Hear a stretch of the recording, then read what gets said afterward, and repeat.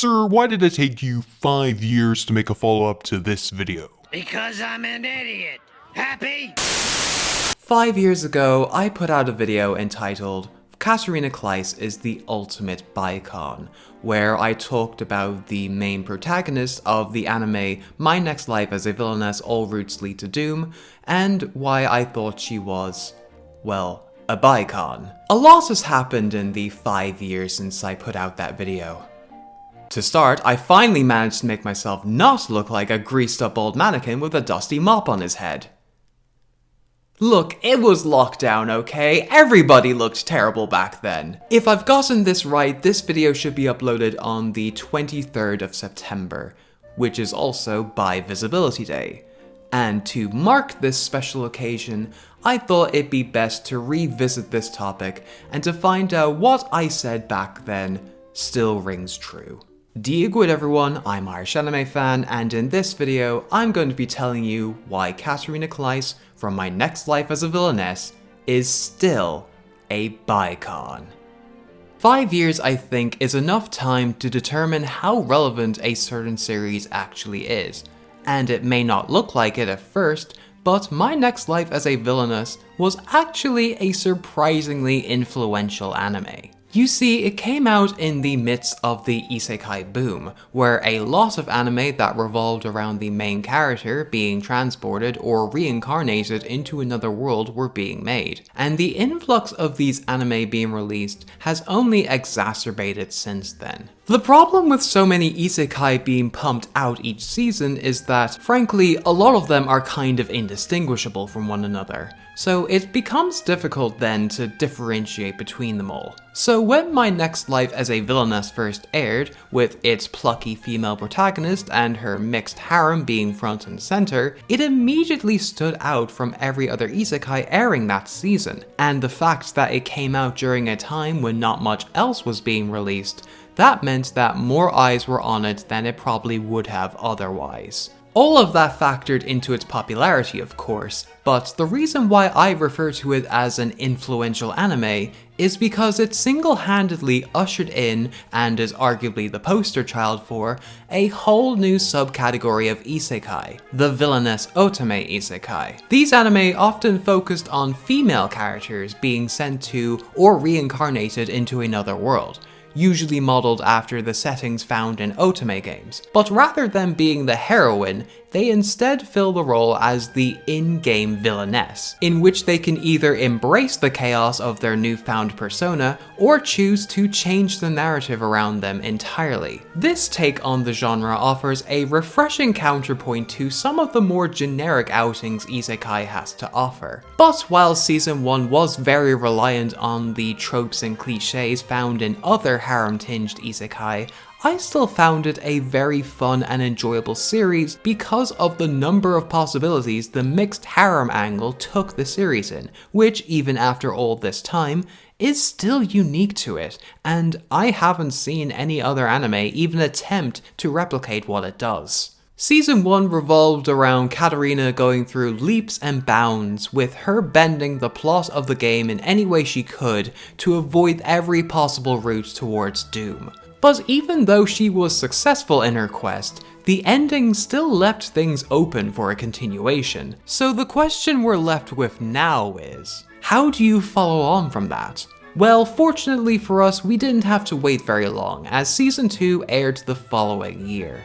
You may not believe me when I say this, but I genuinely did have intentions to make a video on Season 2 as soon as it finished airing, I swear to you. But life just had other plans in store for me.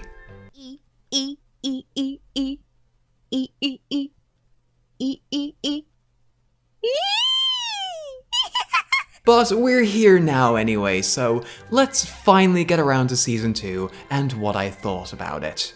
How can I describe Season 2 to you? Well, let's put it in a way that all you gamers would understand, seeing how it is based on a fictional video game. If Season 1 was the main game content, then Season 2 is like the DLC expansion pack to that, meaning that it more or less has the same vibe as Season 1, but with some additional content sprinkled in there as well. But while there is some progression to be found, it's not as much as you may think. In fact, around half the season is very slice of life heavy, with Katarina and her harem getting up to various antics, such as putting on a stage play of a very campy retelling of the Cinderella story, and also investigating a magical dollhouse, which admittedly is kind of a retread of an episode from season 1, but hey, at least we got a gender-bent version of the main cast out of it, and honestly I kind of want to see more of it. Do these episodes advance the plot in any way? No, but they were the fun, light-hearted detours that I expected to see following the main arc of season 1. I just wish I had that much fun with the rest of this season, however. Case in point, this season has not one, but 2 separate kidnapping plots. The first one involving Katarina, while the other one involves Keith. Neither one is all that interesting due to the convoluted motives of their kidnappers, their unsatisfying resolutions, and just their overall repetitive structure. However, in light of that, there were some episodes with the aim of giving certain characters more depth, namely the male members of the harem, that I did rather enjoy. Giordo and Alan get an episode delving into what their lives were like before they met Katarina, all told through the eyes of their older brother Jeffrey, who is a male brocon. Wow, that's a first. Nicole also gets an episode focused on him in which he reluctantly searches for a fiancée to take his mind off the feelings he has towards Katarina. These episodes, in my opinion, were actually really good because it gave more insight into these characters' personalities and it showed another side to them beyond their in-game archetypes. I also wanted to highlight Nicole's episode in particular for just being so pretty to look at. We also are introduced to brand new characters, most of whom don't really affect the overall cast dynamic too much, as in they don't instantly fall for Katarina the moment they lay eyes on her, but there are still those who are absolutely smitten with her. This includes Sora, who, despite being the one holding Katarina hostage, cannot help but be intrigued by her, and Ginger, her underclassman at the student council, who generally acts coldly towards Katarina, but despite her frosty demeanor, Katarina still thinks Ginger is a good person, which touches her heart. Even though I ship her more with Frey, but alas, back to the AO3 minds I go. These developments have led to some members of the harem to take more of the initiative and to be more upfront with their feelings towards Katarina, some of whom are a bit more forward than others. And I may need to take a cold shower after watching some of those attempts unfold. But even if this season was a little inconsistent in quality, there was always one constant which made the journey worth it. And that, of course, was Katarina herself. She's just doing what she does best, which is eating sweets, tending to her garden, and being confused about literally everything, which, say it with me now, is a big mood. But seriously, while we don't really learn any new information about her following the events of season 1, watching the series again for the first time after all these years has reminded me how great of a character she is. And that's not just my bias talking, more like my bias. Sure, she's not the brightest MC. Hell, her naivety is so strong that she sometimes doesn't even register most of what's happening to her. But she's determined, free-spirited, and always sees the good in everybody she meets. She's very attentive in any conversation, is eager to help you out in times of need, and will always be your biggest cheerleader who will support you and your dream every step of the way. Maybe that's why so many characters are sucked into the black hole without her even realizing it. Perhaps we could all learn a little from her. The main reason I wanted to make a follow-up to the Katarina video in the first place is because I kind of see it as a bit of a turning point for both the channel and for myself.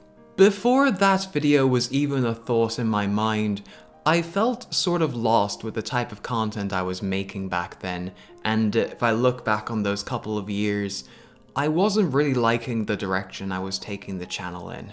I would throw lots of ideas at the wall, but nothing would stick, and I ended up making a lot of videos that were lacking in either effort or quality, or in some cases both. Basically, it felt like I was stuck in limbo. Then lockdown happened, and that entire situation kind of forced me to really think about where I wanted to take the channel now. I could either continue to make the content that I was making before and wasn't really that fulfilling in the long run, or I could do something entirely different. So I ended up taking a chance and going with the latter, which ended up being the Katarina video, which was some of the most fun I've had with content creation up until that point.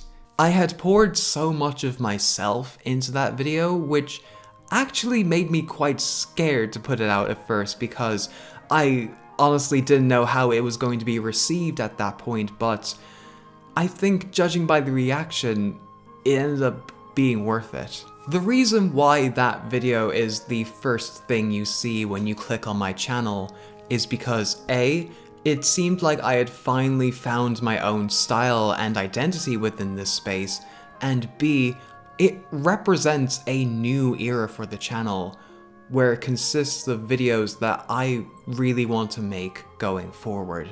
Videos where I offer my own perspective and analysis on anime that come my way, while also being as entertaining as I can doing so. I'm sure some of the more genuine content creators out there do strive for that as well, but with the Katarina video, I had finally found that for myself. I doubt anything you have seen from me in the last 5 years would have happened without Catarina Claes, and for that, I am truly grateful. I can see it in your eyes. Think you figured me out this time, but I'm not your average guy. I'm coming through with a big surprise. I'll be rocking out of the blue with all my moves that make the girls swoon, but I'm still pretty in pink, enough to make all the city boys wink. But I have to face the fact that one or the other is not where I'm at, because across the great divide is the purple where I reside. Oh, it's not a phase. Don't let those fools lead you astray. Just keep on having a good time and party right into the night, yeah.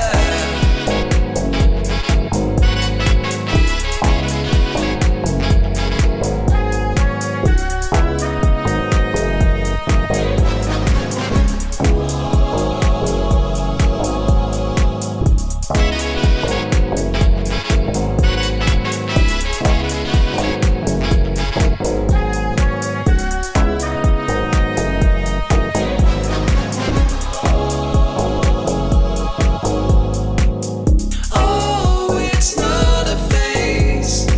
Don't let those fools lead you